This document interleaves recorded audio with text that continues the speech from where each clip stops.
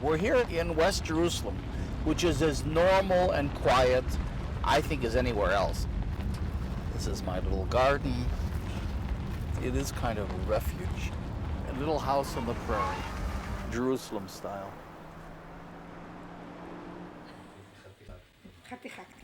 When we moved in, there was a big article in the newspaper. Ashkenazi Jews move into Nachlaot, into this slum Mizrahi neighborhood. I mean, it was like news. My granddaughter Zohar, my daughter Efrat. Home is a part of you, like Dorothy in The Wizard of Oz, who said there's no place like home. Home is an extension of you. It's your most intimate space. Hi, drool. No, somebody else is talking. You hold it, I'll make her smile. Okay. I like this. One of our considerations was, when we got married, that we wanted to live in an older kind of a house. We didn't want to live in a sterile apartment building or something. And we could have, at that time, found a lot of houses that had been Palestinian houses. But we thought about that, and we said, no, we're not going to move into a house that had been a Palestinian house before. When I got to Israel, even before I really knew the place, it already spoke to me. There were pieces of the Zionist idea that I did pick up on. I think that Jews do have a legitimate place. There is a genuine tie to that part of the world. A home for Jews is a very sacred place because the home that they found at different times was always so tentative. The Jews were the wanderers. They didn't have a home. They didn't have a homeland.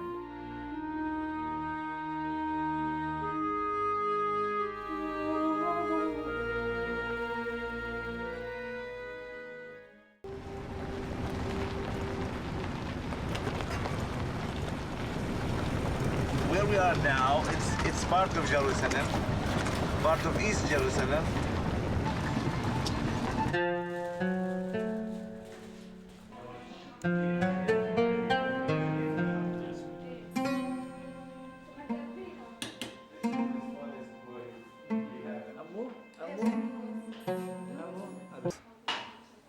God bless us and give us 6 kids.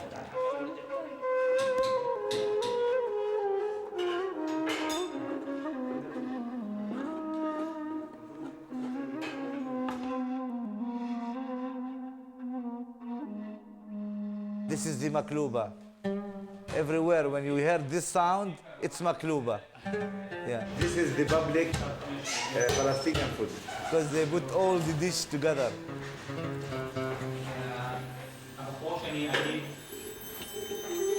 See? This is chicken now, potato, carrots, and flour.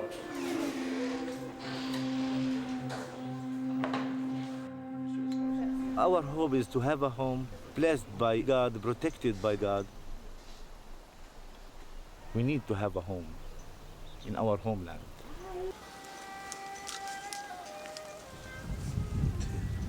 Maybe this olive tree planted by my grandfather before 100 years. It is very sweet grape. I never eat like this in my life.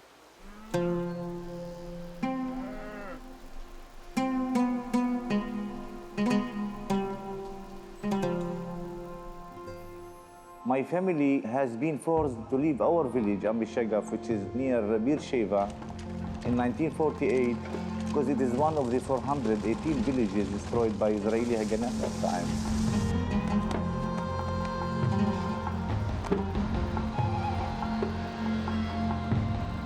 My family moved and lived in old city of Jerusalem.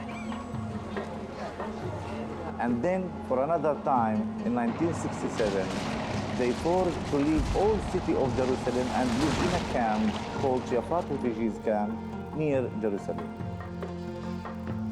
That time we are 5 brothers and 5 sisters. They gave us a room which is about 3.5 meters by 6 meters.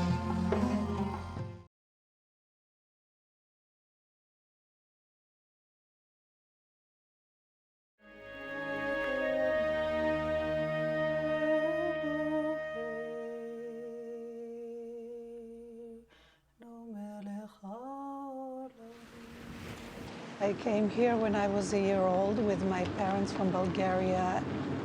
I remember the yard. And I just love to sit there and watch the lemon tree,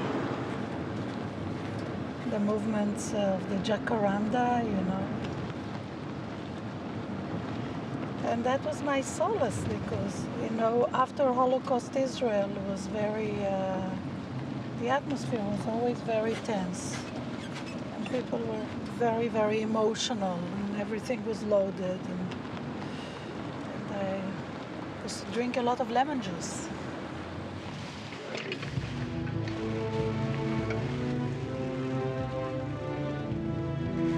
It was just after the Six-Day War.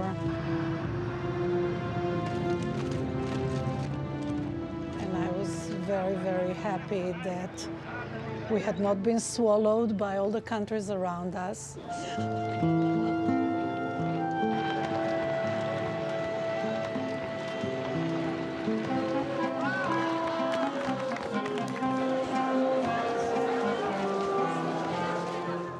It was really a great surprise when there was this ring at my door, and there were 3 men who stood there.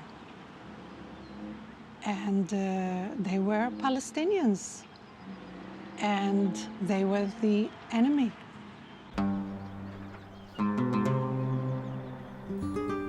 يعني أنا على الرغم من صغر سني لما تركت البيت تعرفت عليه من صور كانت مطبوعة في ذهني سابقا. هذا البيت بنى والدي وعرق جبينه. I stood there, I looked at them, I realized instantaneously who they were, and I had 1 second to make the decision. لما يعني فتحت داليا الباب ووقفت أمامنا أخبرتها إنه أنا صاحب البيت قبل 48. They looked at me and they asked with such trepidation almost to get into their home. فهي استأذنتنا يعني لمدة بسيطة، قالت أعطوني بس دقائق منشان أدخل رتب البيت تشوفوه في أحلى صورة. And I opened the door. My intuition told me that I was completely safe and that these people belonged here, that they had deep heartstrings connecting them to this place. للحقيقة يعني شعور شخص يتعبد داخل مكان مقدس. I believe that at that point a bond was established. بالفعل يعني لما دخلت أحد الغرف قلت لها أنا كنت أنام في هذه الغرفة، قالت لي وأنا حاليا بنام فيها. Just as we, the Jewish people, have been in diaspora for 2,000 years and we have not forgotten our home, then they who have then been out exiled for 19 years, why should they forget their home? He stood in silence by the tree and he touched it and tears were coming down his cheek. He planted this tree in 1936. وطلب إنه يقطفوا له حبة ليمون من الشجرة عشان ياخدها ذكرى للبيت. And my father picked up a cluster of lemons and he gave him the lemons. And Ahmad kept him in his home for years and years and years.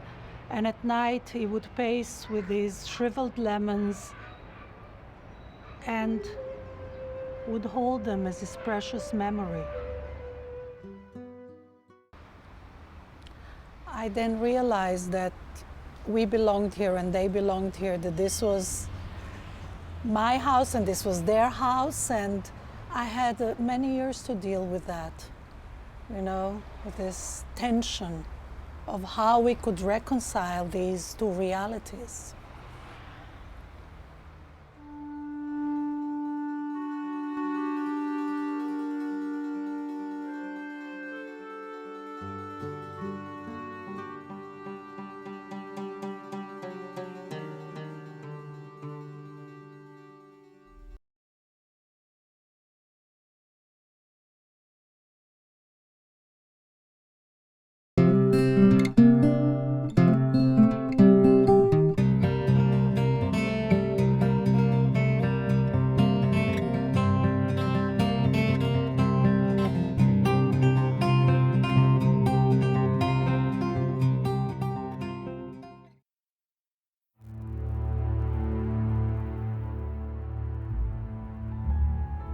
For 60 years, Israelis and Palestinians have searched for peace, unable to forge an agreement that provides land and security to both peoples. Why does all the talk lead to nothing? The U.S. initiated the current round of negotiations, saying it supported both a secure Israel and the creation of a Palestinian state that is viable, contiguous, sovereign, and independent. However, the U.S. also said that new realities on the ground, the results of Israeli occupation of the West Bank, must be allowed to remain. What are these new realities? More than 200 Israeli settlements and outposts occupy areas of prime land and water. Israeli military zones and nature preserves are off limits to Palestinians. Israeli-only highways, checkpoints, and roadblocks further carve up the territory. Finally, the separation barrier and its buffer zone push deep into the West Bank. The U.S. government sees what remains as a viable, contiguous, sovereign, and independent Palestinian state. Do you?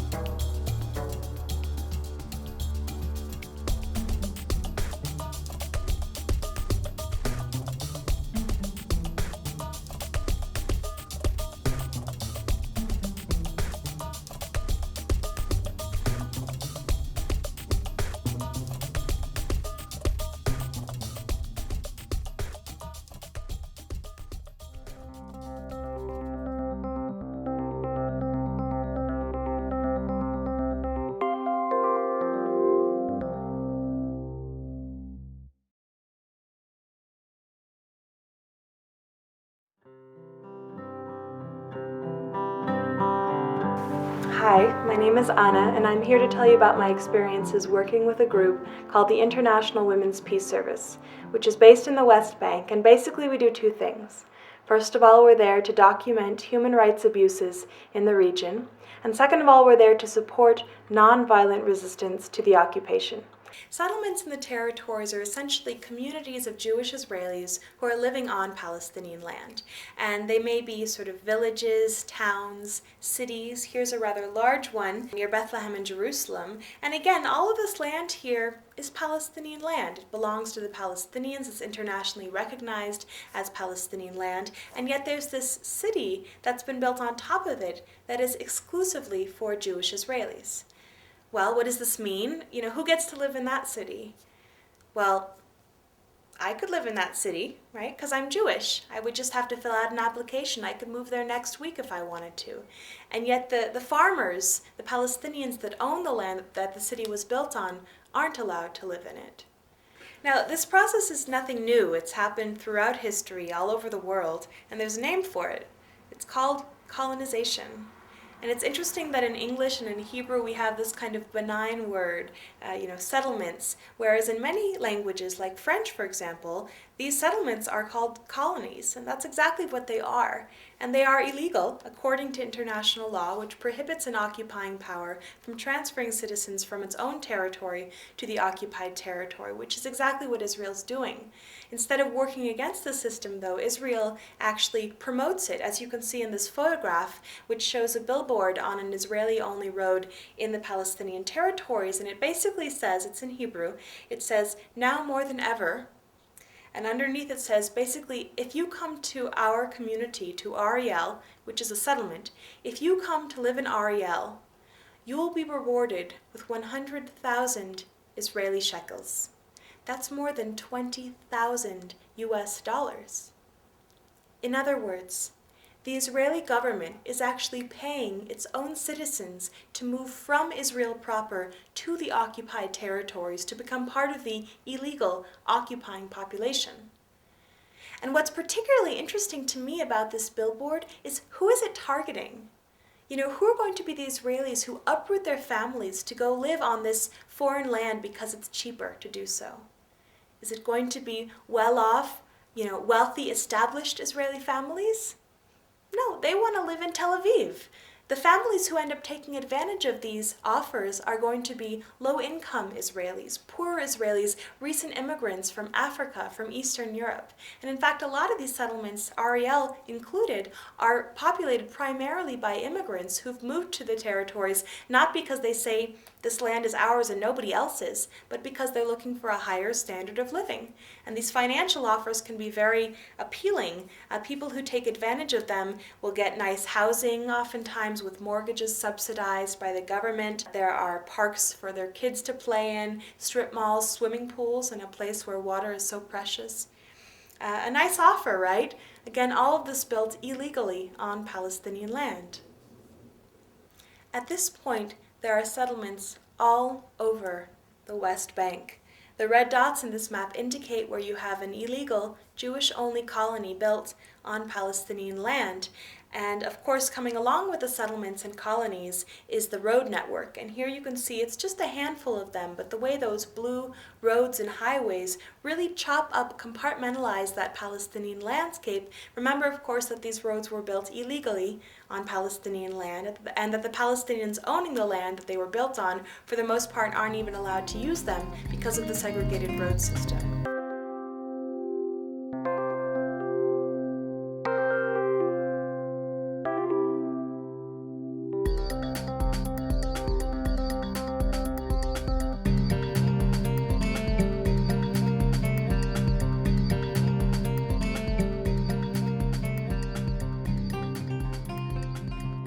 The settlements were constructed right from the start for one and a single reason, which is to demonstrate to the Palestinians that this land is ours and that they have no future on this land.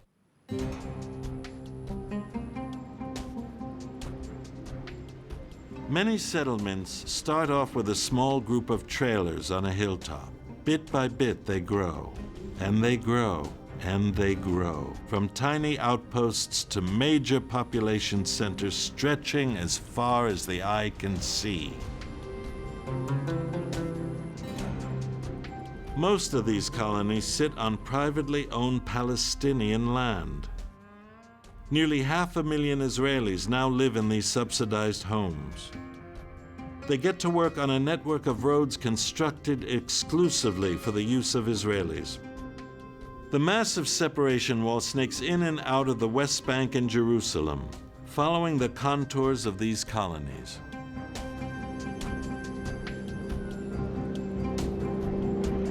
Settlements are now a threat to the very existence of the State of Israel. And if we do not get rid of those settlements, we will have, on the long run, to get rid of the State of Israel. There's no future to Israel with settlements. And settlements endanger our security. Settlements are the greatest embodiment of injustice to the other side and the perpetrators of the occupation and subjugation of the Palestinians.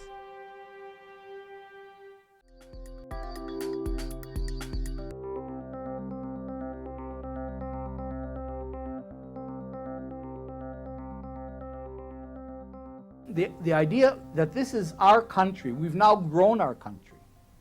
Now the trick is, how do we keep it and keep control of the land and make this all the land of Israel, but get rid of the Palestinian population?